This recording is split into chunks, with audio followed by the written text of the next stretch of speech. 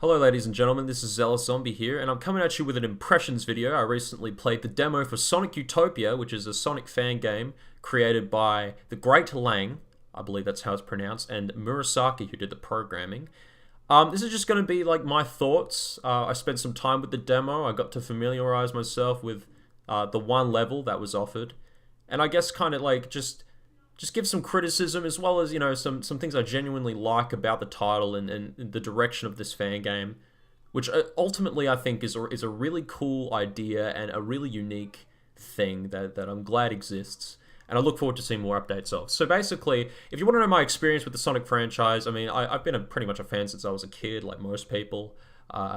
And my experience, I guess, started in 2002. I played Sonic Adventure 2 on the GameCube, and that was my first title. And I've played pretty much every mainstream Sonic game since then. A couple of the handheld titles, excluding a couple of more obscure titles. I'm pretty much, I guess, familiarized with all aspects of the Sonic franchise, and I've made an effort to kind of to know my shit basically.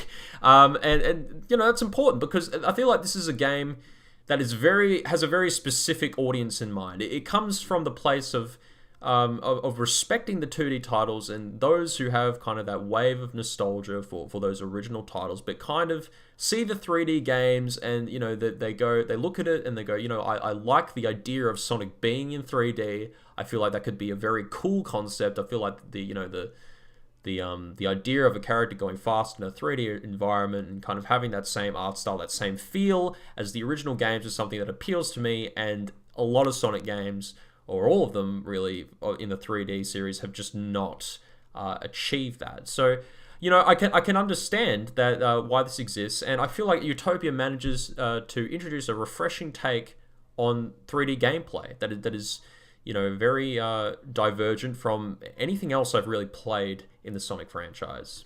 As you can see from the video, I've posted the video here. I'll put the link in the description to the original trailer because I'm just obviously using the trailer from the creator, which I hope he doesn't mind. But the level design is really quite sprawling, and it's almost like a sandbox type environment. It feels like you can go anywhere.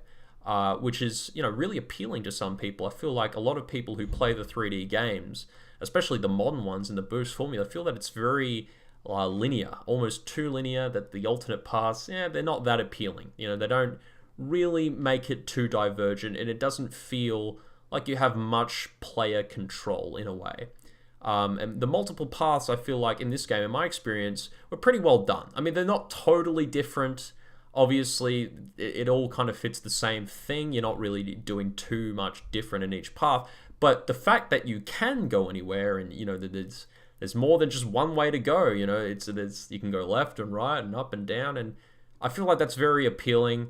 It makes sense, and at the same time, it kind of it gives some agency to the player that I feel like is lost in these more modern titles. And I guess I'll go to the visual design first. I was really a fan of the visual design. As I said, it obviously has a retro bent. I mean, obviously, I'm really not too keen on seeing Green Hill Zone that much more, ever. Even the music, it's a good remix, but it's kind of like, all right, I've seen this. But, even still, I feel like it's a very good take on it. It has almost like a pop-up book quality. And even, I guess, the way it looks, it's obviously meant to be reminiscent of the OVA, which is obviously very popular in kind of the cult Sonic fan base that has a lot of, I guess, brand recognition for Sonic fans. So that was really interesting. And also, I guess, one of the features of this game or demo is the ability to peel out. So obviously there's some CD influence there. And that's really helpful. I feel like that's a very deliberate implementation because you can see more where you're going, and as opposed to the spin dash, where I guess that's a little harder to discern in a 3D environment. So you always see, as you can see here, you're always feeling like you know where you're going and you have complete control. And the controls I feel like are very good. As you can see, the homing attack that has been introduced, as you can see here, it does home in on enemies, it does home in on springs, but at the same time, it doesn't really feel like a traditional homing attack. Like the homing attack in Adventure Onwards, it kind of has an almost like a, I would say it's too fast, and you can go shooting off into a million types of directions. And sometimes it can be very untrustworthy. You don't really know where you're going with a homing attack some of the time. And I feel like here they managed to create a good balance between the kind of the spin jump from Sonic 3 and Knuckles and the homing attack, where it feels like you're keeping your momentum in the air, and you're also using it to maneuver yourself in the level in a way that makes sense and doesn't feel too forced. So I was a really big fan of that. In terms of how it differs from other 3D titles, I mean, let's take, for example, Generations, which I think epitomizes the boost formula, which is basically like, you press a button and you're going at full speed. You press the boost button, and it's all about maintaining that boost. Those games, I'm a fan of Generations. Even Unleashed I like, and Colors obviously was a great game as well. But those games, they're not really 3D games in the sense that, like, you're not maneuvering like this. You're not even maneuvering like in the adventure games. There's not really a sense of kind of preferential 360 degree movement. It's very much on one axis rather. When you're going full speed, it's all about maneuvering yourself on that axis and avoiding obstacles. Which is fine, and it makes sense, and I find that gameplay fun, but it's not really 3D. It's really not. It's almost 2.5D. It really is.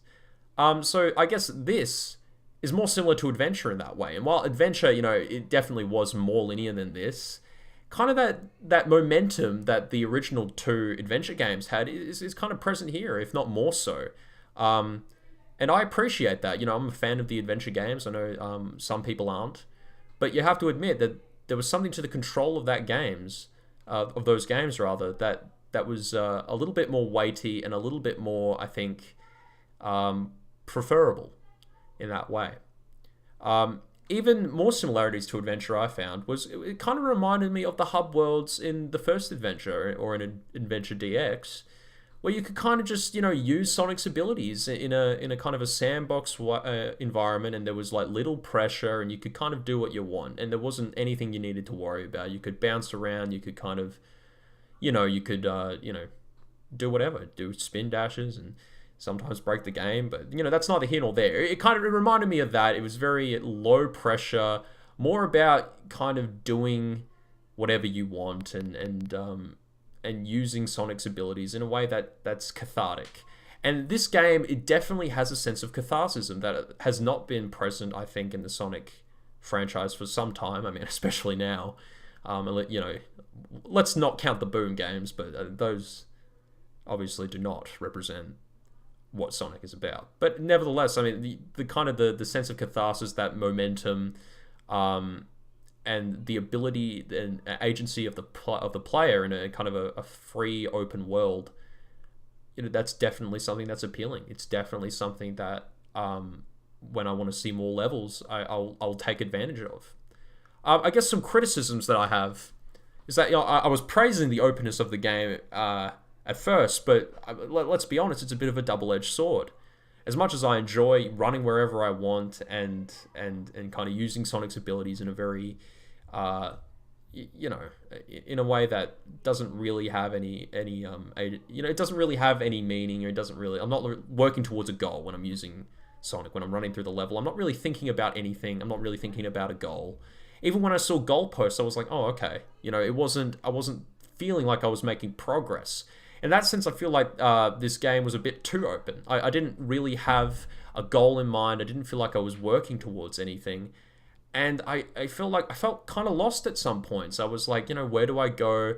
I don't feel like I'm having enough direction here, which I feel like is a problem. And it can easily be remedied. I feel like if they had more goals within the levels, for example, if it was more of a collectathon, I feel like that could be done. That could be a real possible option. It might be a bit hard considering the speed of Sonic, but that's something to consider. Maybe an arrow, more ring trails. So something like that kind of guides the player in a way that doesn't feel too forced, but at the same time gives it a little bit more context. I feel like, it needs a little bit more than just a sandbox design to make the gameplay feel fulfilling. Which you know, the gameplay itself, it can be fulfilling, and you definitely get a flow. It's very much a flow-driven game, and kind of keeping that momentum. But you need a reason to keep that momentum, if that makes sense. Another criticism I have is that the game is a little bit hard to get accustomed to. I found myself kind of, you know, wrestling with the camera at some points, and you know, trying to understand, like, all right, well, what can I do? And oh, this is how the homing attack works, and keeping momentum can be a little bit difficult. But at the same time, I feel like that can be a feature. I feel like with the original 2D games, that was kind of a feature of it as well. It was about keeping momentum and keeping that speed throughout the level. It was a reward for good play. So in this sense, that might be deliberate, and I feel like the Great Lange might have put that in there on purpose. As a inexperienced player, perhaps the only advice for me is get good, essentially. But anyway, in conclusion, I would recommend Sonic Utopia. It's a very refreshing take on 3D Sonic gameplay. It should be looked at. I feel like you know, Sega, they're obviously, or Sonic Team, I should say, they're obviously taking more notes from the fan community with you know, Christian Whitehead and all that being introduced in Sonic Mania. You know, maybe they should look to this as kind of a template for 3D game design. If not the whole thing, at least some degree or some elements from it. You know, because it definitely reminded me of more adventure. It reminded me of having that more weighty 360-degree movement and more control over Sonic than I feel like I've ever had in a long time. And it didn't feel slippery. It didn't feel like I was going to go off the edge at any moment. And at the same time, it felt like I could go anywhere I wanted. It wasn't stiff like in the Boost games. So overall, yeah, give it a download. I'll put a link in the description. This has just been an impressions video. You know, I haven't really been too rigid on the structure of this. Obviously, I kind of lost my train of thought there. So hopefully you enjoy. If you want to see more videos like this, I mean, give me a comment, give me a like. If you don't like it, hey, give it a thumbs down. I don't really care. But yeah, this was a lot of fun. See you guys next time.